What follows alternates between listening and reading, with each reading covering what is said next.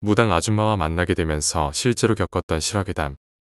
그 무당은 40대 여자였는데 모시는 신 때문에 결혼도 안 한 처녀 무당이었다고 해요.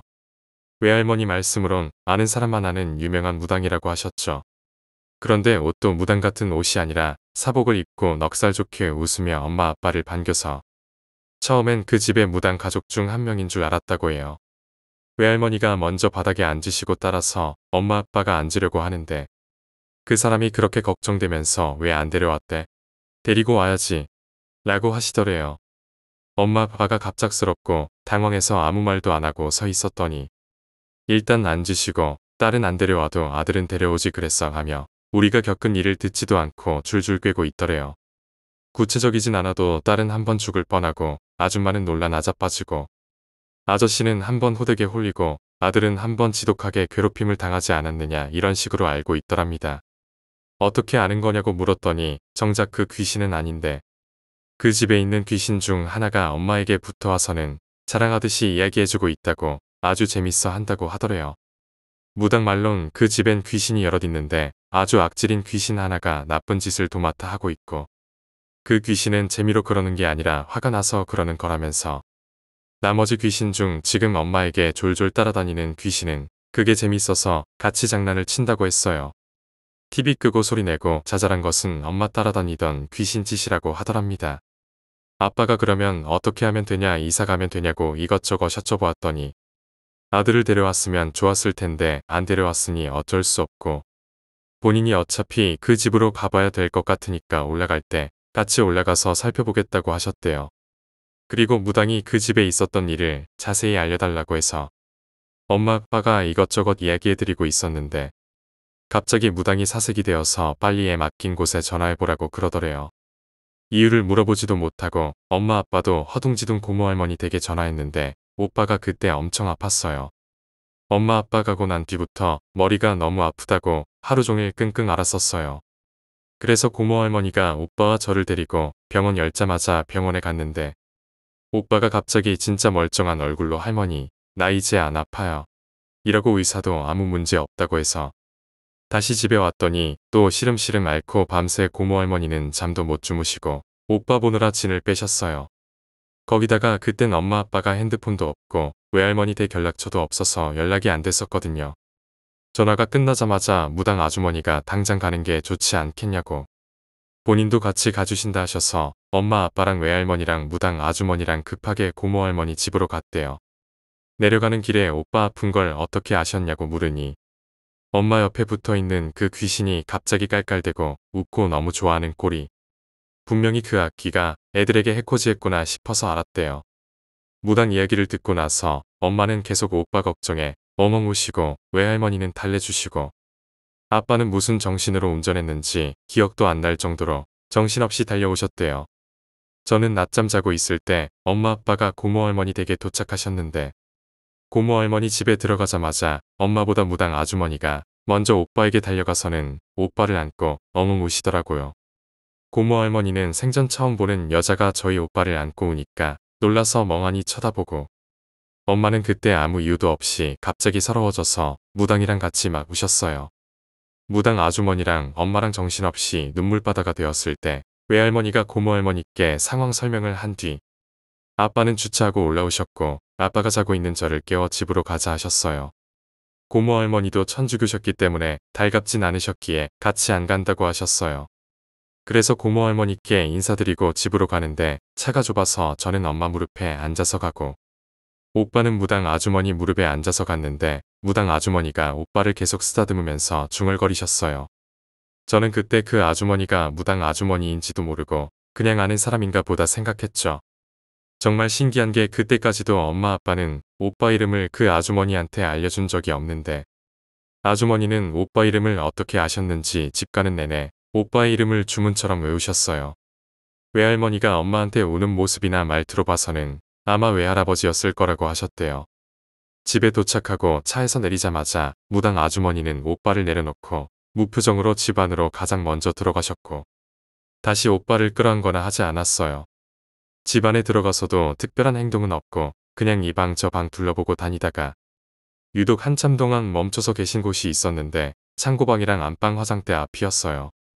한참 돌아다니다가 작은 방 가서 장롱을 열고 장롱에 있던 부적을 바로 찾아 떼어내셨는데 부적이 불에 탄 건 마냥 누렇게 반쯤 사가 있었어요.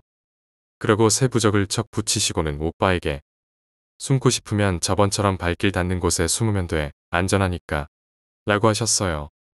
그러고는 작은 방에서 나와 탁자를 갖다 버리라고 해서 너무 크니까 아빠가 나중에 갖다 버린다고 하니 화를 버럭 내시며 지금 당장 갖다 버리라고 하셔서 탁자를 겨우 밖으로 내놓았어요. 그러고는 또 안방 화장대 앞에 가서 한참 서 있더니 버리면 큰일 날 거라고 일단 두라고 하고는 화장대 맨 아래 서랍에 깊숙이 접은 부적을 숨겨두시고는 누가 부적을 찾거든 절대 어딨는지 알려주지 말라고 우리 가족에게 설명하셨어요. 그러고는 바로 창고방으로 가서 그 방문에 부적을 붙여두시고 되도록이면 들어가지 말라 하셨고요. 그러고 나서 뭔가 찝찝하다고 둘러봤던 곳을 둘러보고 또 둘러보시다가 갑자기 무당 아주머니가 텔레비전을 받치고 있던 장식장도 갖다 버려야 한다. 그래서 세 분이서 낑낑거리며 빼냈는데 장식장 뒤에 머리카락이 한 움큼 있는 거예요. 무당 아주머니는 그걸 보더니 질겁하시고는 당장 쓸어서 태워버려야 한다고 바닥에 뭘 쏟았는지 끈적한 거에 머리카락이 한 움큼 달라붙어 있고 고약한 냄새까지 났어요. 지금 생각하면 그 정도로 지저분했는데도 벌레도 한 마리 없었다는 거죠.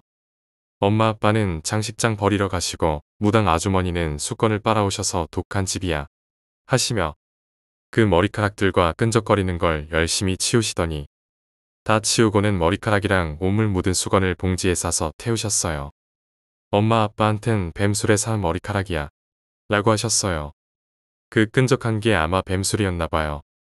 그 집에서 한바탕을 하고 아주머니가 버린 건 다 버렸는데 아직은 끝난 게 아니니까 당분간은 말한 거 잘 지키라고 하셨어요. 본인은 다시 집에 간다고 몇 달 뒤 구타러 올 테니 그때까지만 잘 버티고 있으라고 말한 건 잘 지키라고 계속 신신당부하시고 가셨어요.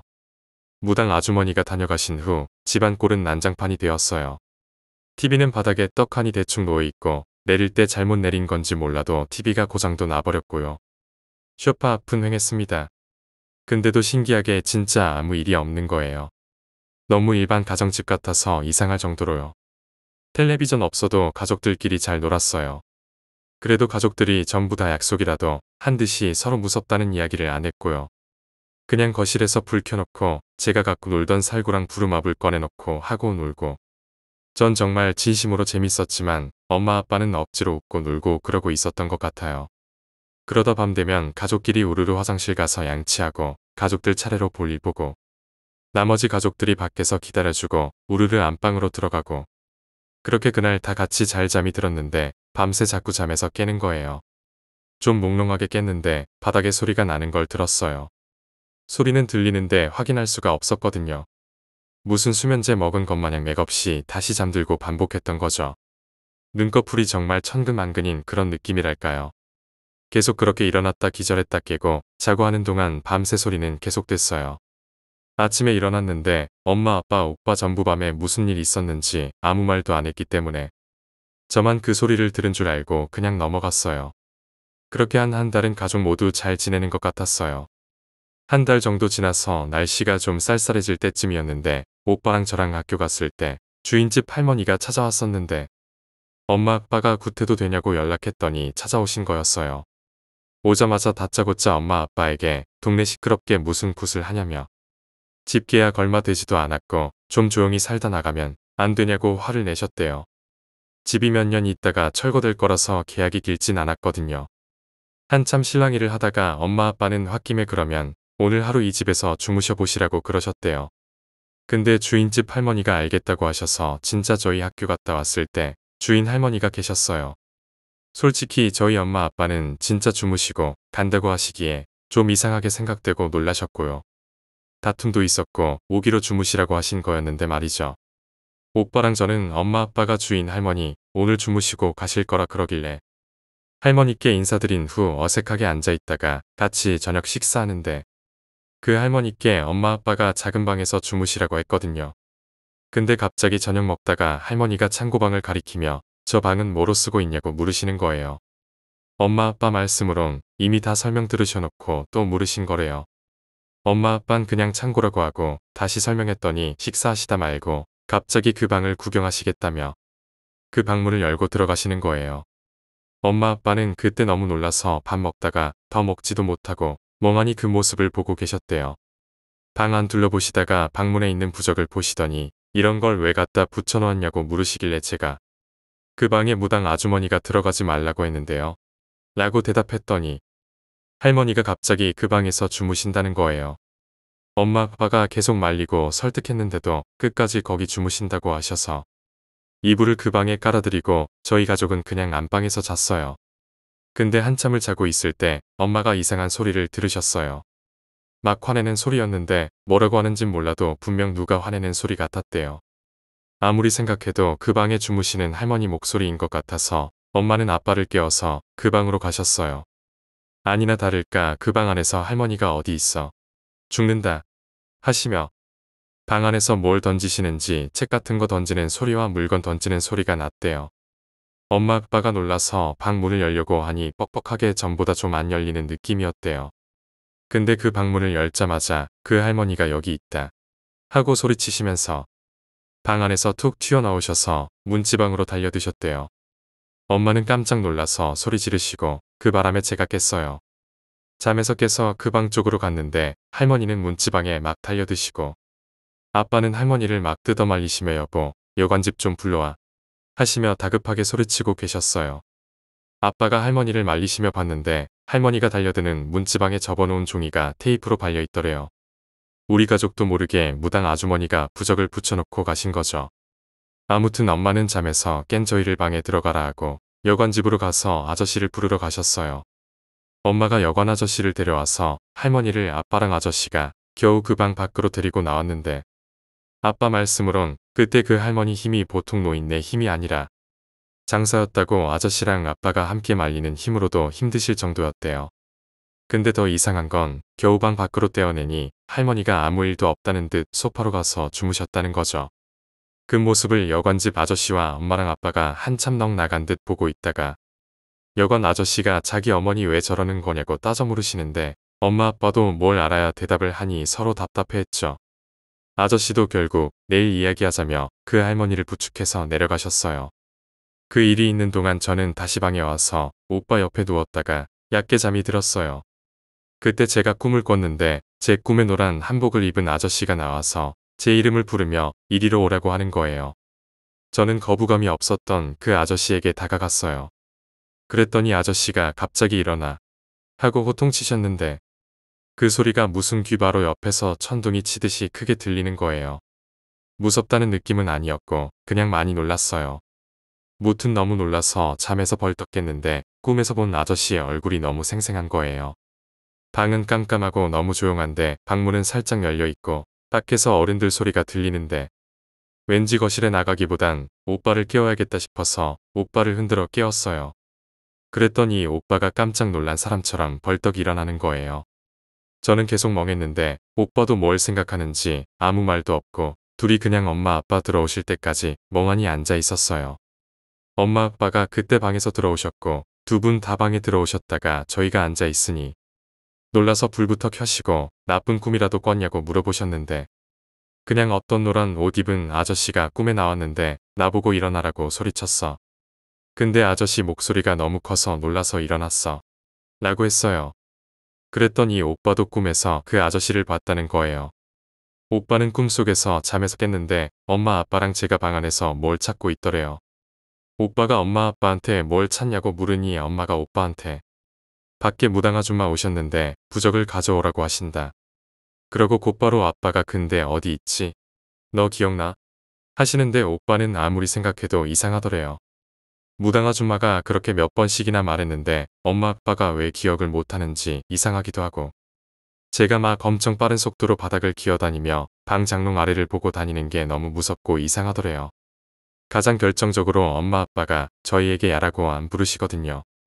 항상 누구야 하고 이름을 부르시거나 아들, 딸 하고 부르시는데 아무리 이상해서 밖에 무당 아주머니가 있는지 확인하러 갔대요. 마침 방 문이 조금 열려 있어서 밖에 나가진 못하고 문 쪽에 가까이 갔는데 누가 열린 방문 사이에 서 있었대요. 처음엔 잘 안 보이다가 서서히 그 사람 모습이 뚜렷해지는데 하얀 옷을 입은 그 산발머리 여자가 서 있더래요. 근데 저번과는 다르게 오빠가 그 여자 얼굴을 정확히 볼 수 있었는데 얼굴이 뱀 비늘처럼 되어 있고 귀까지 찢어진 입에서 뱀 혀를 쭉 빼고 방에 못 들어오는지 계속 아무것도 없는 열려있는 방문으로 들어오질 못하고 머리를 허공에 유리라도 있는 것 마냥 쿵쿵 찍고 있더래요. 그러다가 오빠가 더 가까이 가니 머리를 미친 속도로 쾅쾅하며 찍는데 오빠가 너무 놀라서 뒤로 자빠졌는데 넘어질 때 등에 뭔가 부딪혀서 뒤돌아보니 노란 옷을 입은 아저씨가 천둥 같은 목소리로 그 여자한테 가라고 소리치셨다는 거예요. 그때 제가 깨워서 꿈에서 깼는데 오빠도 그 아저씨의 얼굴이 너무나 생생하다고 하는 거예요. 결국 그날 밤은 가족들 모두 또 뜬 눈으로 밤을 새고 말았죠. 그런데 며칠 후 외할머니께 엄마가 전화해서 그날 있었던 일을 말씀드리는데 외할머니가 이야기를 듣자마자 그 꿈에 놀아 옷 입은 아저씨가 외할아버지인 것 같다고 하셨어요. 알고 보니 외할아버지가 엄마를 낳고 엄마 첫 돌에 입으신 옷이 그 노란 옷이었다고 해요. 진짜 신기하게도 지금은 꿈속에 본 얼굴이 잘 기억은 안 나지만 그 후 얼마 안 지나서 외할머니 댁에서 외할아버지 사진을 보고 오빠랑 제가 그때 꿈에서 본 할아버지가 확실하다 했었대요. 아침에 저와 오빠를 학교에 보낸 아빠는 먼저 여관집으로 갔어요. 내려갔더니 주인 할머니가 안 계시더래요. 새벽에 도망치듯이 집에 가셨다고 하시더라고요. 다행히 여관 아저씨와 대화 끝에 구슬할 수 있게 되었어요. 그날 주인 할머니의 모습을 함께 보았으니까요. 할머니가 왜 그랬는지 아직도 몰라요. 그 뒤로 주인집 할머니를 한 번도 못 봤거든요. 웃긴 건 그 할머니 본인도 우리 집에서 그렇게 놀라서 도망치셔놓고는 끝까지 저희 가족 이사 못 가게 하시더라고요. 하여튼 그날 굿하는 걸 허락받고 아빠는 한시름 놓으셨어요. 그렇게 며칠이 흘러갔는데 시간이 가면 갈수록 제 몸이 너무나 피곤한 거예요. 밤마다 잠에서 깨고 슥슥 소리도 밤새 귓가에 들리고 진짜 황달 온 사람 마냥 얼굴이 누렇게 뜨고 엄마가 너무 걱정돼서 저를 병원에 데려갔더니 스트레스와 피로 때문이라고 했어요. 근데 이상하게 가족들은 밤에 한 번도 안 깨고 잘 자는데 저만 유독 밤마다 10번도 넘게 깨고 그 시기엔 학교에서 코피도 여러 번 나고 뭘 먹으면 자주 체하기까지 했어요. 피곤해서 스트레스성 때문에 소화불량까지 생겼거든요. 그러던 어느 날 제가 엄청 아픈 날이었어요. 그날 엄마가 하루 종일 절 돌보다가 너무 졸리시더래요.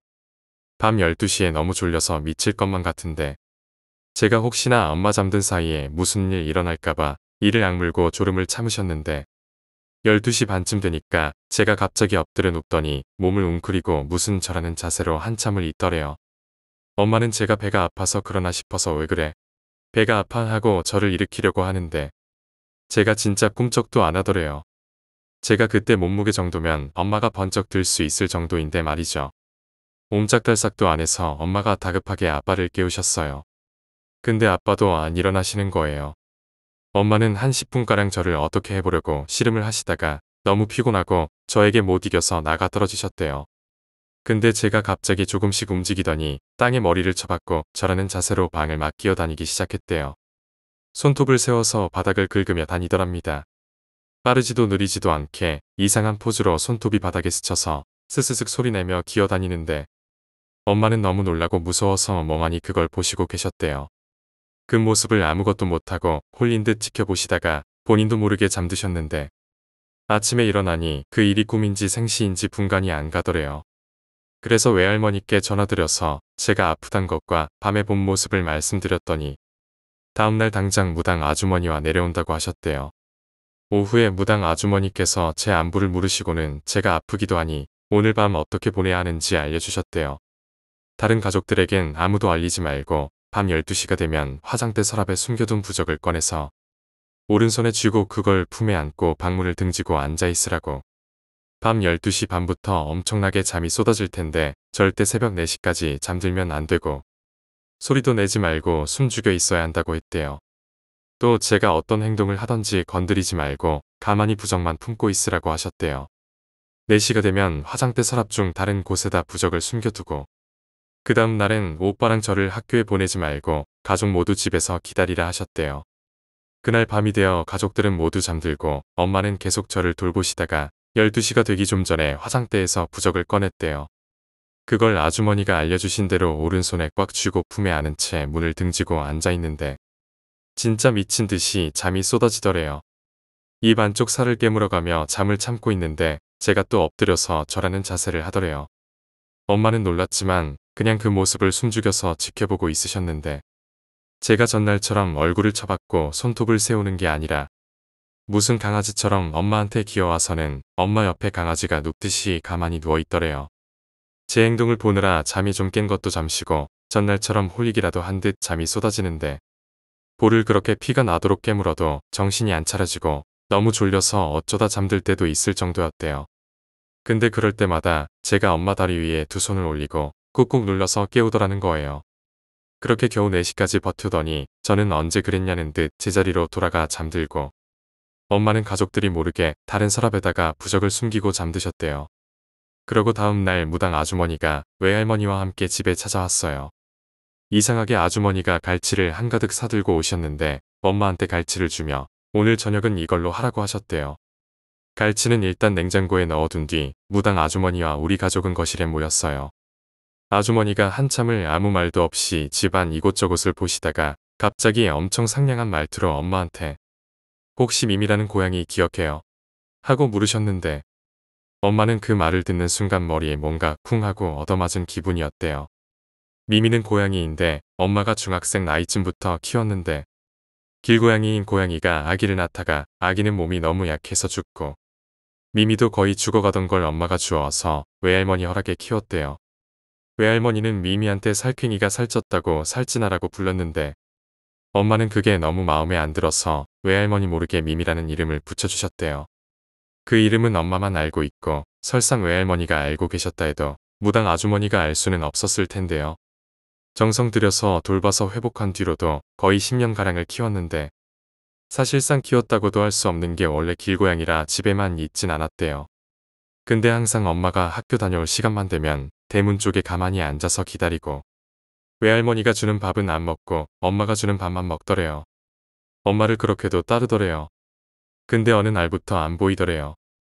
장마철이라 비까지 내리는데 고양이가 안 돌아오니 엄마는 몇 날 며칠을 비 맞으며 고양이를 찾았는데 결국 못 찾았대요. 엄마는 당연히 기억한다고 대답하셨고 무당 아주머니는 뭐가 그렇게 기쁜지 엄청 좋아하셨어요. 박수까지 치면서 그러곤 한동안 상냥한 말투로 저한테도 괜찮냐고 말을 걸고 가족들 하나하나에게 안부를 물었어요. 지금 생각하면 그때의 아주머니는 아마 미미가 아니었나 싶기도 해요. 그러다가 갑자기 원래 말투로 돌아오셔서 엄마한테 그 고양이랑 전생부터 인연이 깊다고 여러 번 생을 돌면서도 서로가 서로의 은인이었던 인연인데 그 고양이가 지금 딸 옆에 있다고 하더래요. 안방에서 화장대에 있던 부적은 그 방에 귀신이 들어오면 그 귀신이 자결통을 느끼게 하는 부적인데 계속해서 달려들면 혼이 완전 사라지게 된대요. 근데 그 고양이가 엄마와 가족을 지키기 위해 매일 밤 혼을 깎아먹는 자결통을 견디며 그 방을 지킨다고 하시는 거예요. 처음 왔을 때 무당 아주머니가 부적으로 괜찮을 거라고 고양이를 설득했는데도 고양이가 끝까지 지키겠다고 그 방에서 옴짝달싹을 안 한다고 하셨어요. 엄마는 그 이야기를 듣고 엉엉 우셨고 무당 아주머니는 부적을 없애주고 싶지만 부적 없이는 집에 있는 귀신이 팔뚝만 한 구렁이인데 그 구렁이로부터 고양이 혼자 절대 가족을 지킬 수 없고 때면 가족이 큰일 나서 어쩔 수 없다고 하셨어요. 더군다나 고양이가 가족을 지켜준다고 딸 옆에 있어봤자 귀신이 붙어있으면 수호령이 아닌 이상 산 사람은 힘들다고. 그 양이는 그것을 모르니 오늘은 고양이 혼이 다 갉아먹히기 전에 고양이를 보내주러 오셨다고 하셨어요. 그날 저녁 식사 후 고양이를 성불시키는 제사를 간단하게 지냈어요.